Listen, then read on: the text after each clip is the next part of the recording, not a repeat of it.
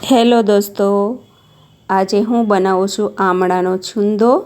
જે આમળા આપણા હેલ્થ માટે ખૂબ જ ઉપયોગી છે અને એ બ્લડનું શુદ્ધિકરણ કરે છે, વિટામિન સીથી ભરપૂર હોય છે અને આંખો અને વાળ માટે ખૂબ જ સારા હોય છે। તો એ આમળા આપણે બજારમાંથી સારા એવા મોટી સાઇઝના અને એકદમ તાજા હોય એવા પસંદ કરવાના છે અને આ છુંદાને આપણે 1 વર્ષ માટે સ્ટોર કરી શકીએ છીએ। તો એ બનાવવાની રીત બતાવું છું। તો આ રીતે સરસ 2-3 પાણીથી આપણે આમળાને ધોઈ નાખવાના છે અને કપડાથી લૂછી લેવાના છે અને આ પ્રકારની છીણીથી એને છીણી લેવાના છે। તો મેં લગભગ 500 ગ્રામ જેટલા આમળા લઈ લીધા છે અને એને સરસ રીતે હું છીણી લઉં છું। અને આ જે આમળાના બીજ છે એને ફેંકી નથી દેવાના, એને આપણે પાણીમાં ઉકાળી અને જે એનું પાણી નીકળશે એનાથી આપણે વાળ ધોવાના છે। તો એ પણ આપણા વાળ માટે ખૂબ જ સારા છે, એટલે સરસ પાણી ઉકાળી લેવાનું છે અને એ જ પાણીથી આપણે વાળ ધોવાના છે। તો આ 500 ગ્રામ છીણ તૈયાર છે। મેં સામે 400 ગ્રામ જેટલી ખાંડ લઈ લીધી છે અને આ રીતે લેયર કરવાનું છે। પહેલાં ખાંડનો થર અને એની ઉપર આમળાનો થર। તો આ રીતે એક પાતળા પાતળા થર કરવાના છે આ કઢાઈમાં।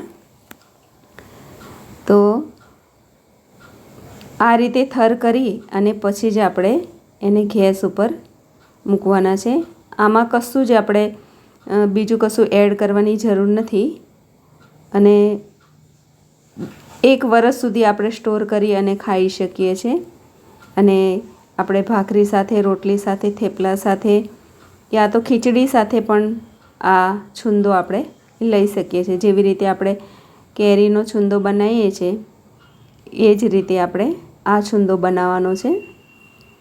તો મેં ગળપણ માટે લગભગ 400 ગ્રામ જેટલું છીણ તૈયાર થયું, તો મેં 400 ગ્રામ ખાંડ નાખી છે અને ગોળ પણ નાખવાનો છે અને આ સારા ફ્લેવર માટે 4-5 મેં લવિંગ ઉપર નાખી દીધા છે, 2 તજના ટુકડા નાખી દીધા છે અને ધીમા તાપે આ રીતે ઢાંકી અને ગેસ ઉપર આપણે મૂકી દેવાનું છે।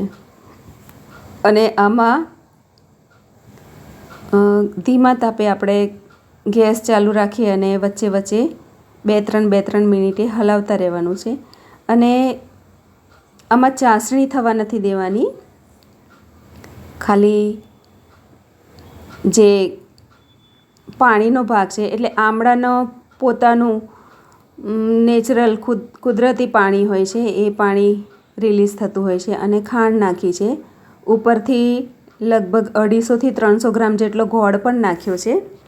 તો એનો રસો એકદમ થોડો જાડો થઈ જાય ત્યાં સુધી અને જે છીણ છે એ સરસ રીતે ચડી જાય ત્યાં સુધી આપણે ગેસ ચાલુ રાખવાનો છે।